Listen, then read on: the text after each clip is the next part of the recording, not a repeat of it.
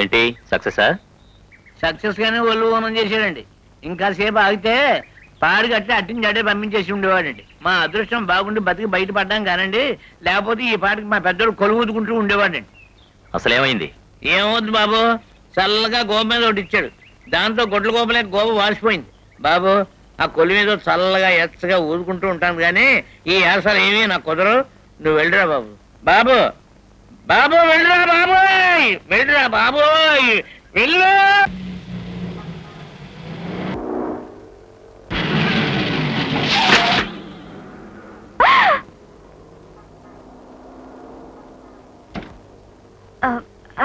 I'm sorry అండి, break మీద కాలు వైపు యాక్సిడెంట్ ఉంది కలిపేశాను. ఇలా ఎప్పుడు జరగలేదండి, లైఫ్ లో ఫస్ట్ యాక్సిడెంట్.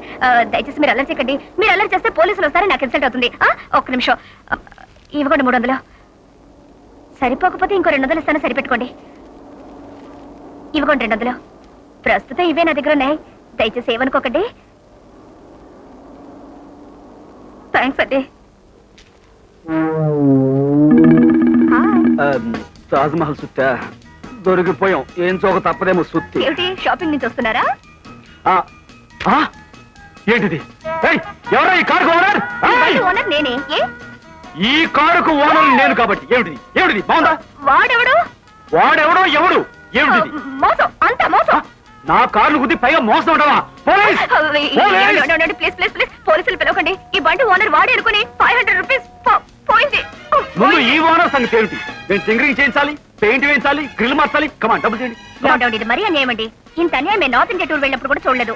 ఆగ్రాలో తాజ్ మహల్ నుంచి నేను జబర్దస్త్ ఆటో ఎక్కి ఊళ్ళోకి వెళ్ళవండి. మీటర్ 6:30 అయింది. ప్లీజ్ మీరు నాన్ స్టాప్ గా నార్త్ ఇండియా వార్తలు చెప్పారనుకోండి, నా కడుపులో కప్పలు తిరిగినట్లా ఫీల్ అయిపోయి నేను మూర్చిపోయే అవకాశం ఉంది. దయచేసి మీరు ఆ విషయం ఎత్తకండి. కావాలంటే మీరు ఇలా గుద్దేందుకు నేనే మీకు ఎదురు డబ్బులు కట్టి పారిపోతాను. ఇది మరీ అన్యాయం, వద్దులేండి. Okay thanks. ఏమండి బాబు ఎక్కడ ఉన్నాడు? ఇంట్లో శుభ్రంగా ఆడుకుంటున్నాను. మరీ అడిగానని చెప్పండి. అలాగే. ఎంతకి? ఇంతకి. చాలా సంతోషం. చెప్పడం మర్చిపోయాను, నేను జబర్దస్త్.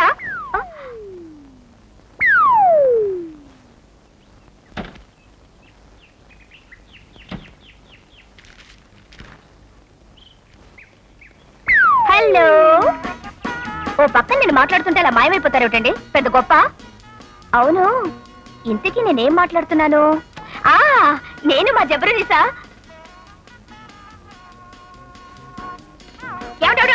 ఆగండి. తాజ్ మహల్ చూసాక ఆగ్రాలో గిన్నెల అమ్మే షాప్ కి వెళ్ళామండి. యాత్రకు వెళ్తే పాత్ర తేవాలి పెద్దవాళ్ళు అంటారు కదండి. ఓ కిచ్చడి గిన్నె ఇంతే ఉందండి, బుజ్జిముండ. దాని రేట్ అడిగితే వాడు ఎంత చెప్పాడు తెలుసా అండి? తెలియదండి. పైగా నాకు గిన్నెలు తెప్పాల మీద ఇంట్రెస్ట్ లేదు. అది కదండి, 100 రూపాయలు చెప్పాడండి వదవా. ఏమండి ఆ వేలు మూసేసి ఈ వేలు తెరవండి. నేను ప్రస్తుతం దానికి వెళ్ళాలి, మీరు అక్కడికి రాకండి, బాగుండదు.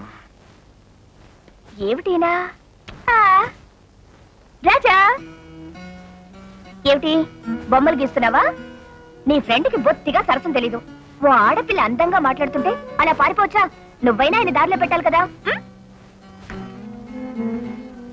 చాక్లెట్ తీసుకో. డామెట్! ఓ పనికి ఓ మనిషిని ఎన్నుకోవడంలోనే నీ తెలివితేటలు బయటపడేది. వాయ్ అలాంటి ఫోన్ ఎందుకు సెలెక్ట్ చేసుకున్నావు? Sorry sir. Shut up. ఆ కుర్రాడు మన కాలికి చుట్టుకున్న పాము లాంటివాడు. ఇవాళ కాకపోతే రేపు లేదా ఆ మర్నాడు మనను గురి చూసి కాటు వేయక మానడు. ఈ విషయంలో మనం ఇక ఉపేక్షించే లాభం లేదు రంజిత్. ఆ 3 ఏళ్ల కుర్రాడికి 100 ఏళ్ళు నిండాలి.